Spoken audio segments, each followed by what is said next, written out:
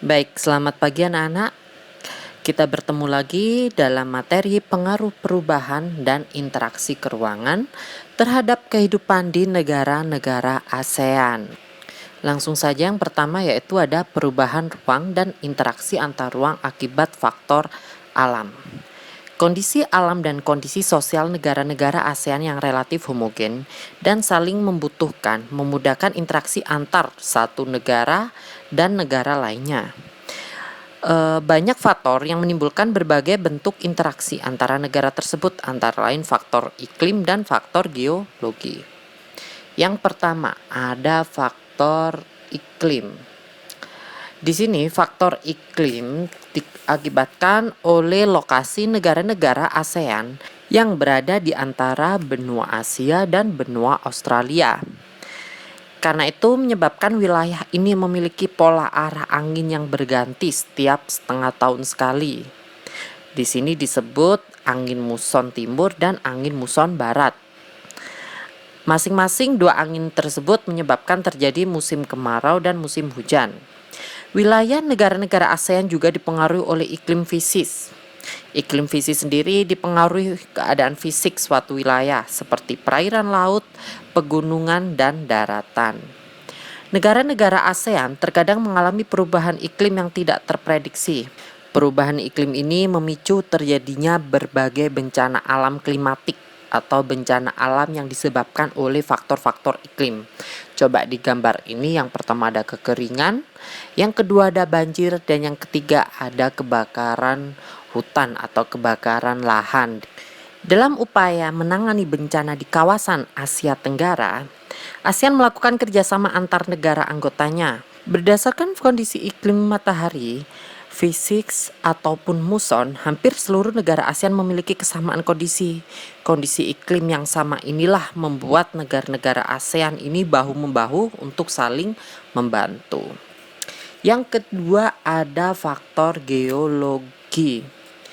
Kondisi geologi seperti kondisi tanah dan batuan penyusun di bumi. Negara-negara ASEAN berada di daerah tumbukan antar lempeng. Amati gambar di bawah ini. Coba di situ ada gambar yang menggambarkan contoh itu Indonesia di antara tiga lempeng, yaitu lempeng Eurasia, Pasifik, dan Indo-Australia. Nah, di sebelah kanan itu, di situ yang merah-merah itu adalah akibat dari lempeng ini tadi terbentuklah yang namanya cincin api atau banyaknya gunung berapi. Next, di sini ada faktor ketersediaan sumber daya alam. Hampir semua negara-negara ASEAN memiliki sumber daya alam berupa barang dan tambang. Negara-negara ASEAN yang kaya dengan barang dan tambang mentah mengekspornya ke Singapura untuk diolah menjadi berbagai barang kebutuhan pokok. Hutan dan laut merupakan contoh lain sumber daya alam yang dimiliki hampir semua negara ASEAN. Hutan, laut, dan barang tambang merupakan sumber daya alam yang banyak dieksplorasi untuk menunjang kehidupan atau kesejahteraan setiap masyarakat atau warga negara-negara ASEAN. Coba bisa kalian lihat di sini ada gambar tambang minyak di laut. Lalu di sini ada petani karena kita sendiri ada negara agraris khususnya Indonesia. Lalu ada wisata bahari, ya kan, wisata di bawah laut, ada wisata laut dan ada hutan. Di situ hutannya sedikit sudah dibuka ya lahannya ya. Karena di tengah-tengah itu nampak sudah tidak hijau lagi. Oke, perairan laut di kawasan negara-negara ASEAN banyak dieksplorasi, menghasilkan devisa atau pendapatan negara. Contohnya dari perikanan, mutiara, rumput laut, sampai barang tambang merupakan contoh eksplorasi perairan laut sebagai sumber daya alam. Saat ini perairan laut banyak yang dikelola sebagai tempat wisata, akan tetapi sejauh ini juga banyak kasus-kasus pencemaran lingkungan, khususnya di perairan yang banyak sekali sampah, ya kan, limbah itu dibuang ke laut. Itu sangat miris sekali. Next, di sini ada pengaruh perkembangan ilmu dan teknologi terhadap perubahan lingkungan. Oke, dari gambar ini bisa kita lihat kan ya, ada gambar seperangkat alat komunikasi dan sebelahnya adalah alat transportasi.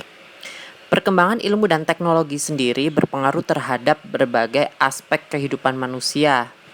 Manusia kehidupannya di sini lebih dimudahkan, ya kan, dalam berbagai hal ketika beraktivitas. Ilmu menghasilkan teknologi, yaitu teknologi komunikasi yang dapat mengurangi jarak dan waktu dalam berinteraksi. Teknologi yang memiliki peranan besar juga dalam mengubah kehidupan manusia dalam berinteraksi. Di sini dapat dinalar interaksi antar ruangnya itu di sini. Selanjutnya untuk teknologi transportasi dijumpai baik di darat, laut, dan udara. Contoh ada kereta cepat monorel, pesawat terbang, dan speedboat. Nah, di situ perkembangan transportasi terus mengalami perbaikan dan perubahan demi kenyamanan dan untuk mempersingkat waktu.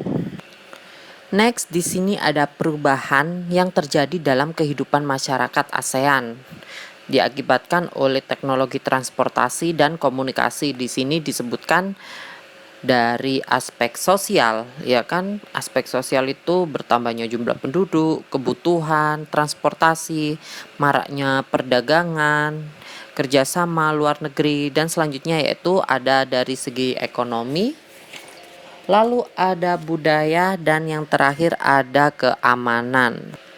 Selanjutnya ada pengaruh perubahan ruang terhadap kehidupan ekonomi. Negara-negara ASEAN mulai menerapkan AFTA, yaitu ASEAN Free Trade Area. Dalam kehidupan internasionalnya, secara ekonomis, pemberlakuan AFTA akan menjadikan kegiatan ekonomi lebih luas. Pilihan konsumen pun semakin banyak, baik kualitas maupun harganya. Kerjasama dengan negara-negara ASEAN ini mendorong terjadinya perubahan tatanan kerja antara negara, baik dalam bidang ekonomi dan persaingan dalam kegiatan lainnya. Kegiatan produksi yang dilakukan oleh produsen atau pelaku kegiatan produksi suatu negara ASEAN akan dapat dengan mudah dipasarkan ke negara lain dalam lingkup ASEAN. Dan yang terakhir ya ini pengaruh konversi lahan pertanian ke industri dan pemukiman terhadap perubahan ruang dan interaksi antar ruang. Di sini disebutkan ada reklamasi dan alih fungsi lahan, ya kan? Contohnya kalau reklamasi itu yang sebelah kanan, alih fungsi lahan itu sebelah kiri. Nah, dari kedua ini pasti ada plus minusnya. Nah, untuk pembahasan plus minusnya nanti coba kalian cari dan kalian tuangkan pada tugas yang akan kalian emban. Oke, cukup sekian dulu untuk materi minggu ini. Silakan dikerjakan tugas berikut ini. Untuk pengerjaannya seperti biasa, kirim ke email saya. Oke, bisa saya akhiri. Terima kasih atas perhatiannya. Selamat pagi dan sampai jumpa.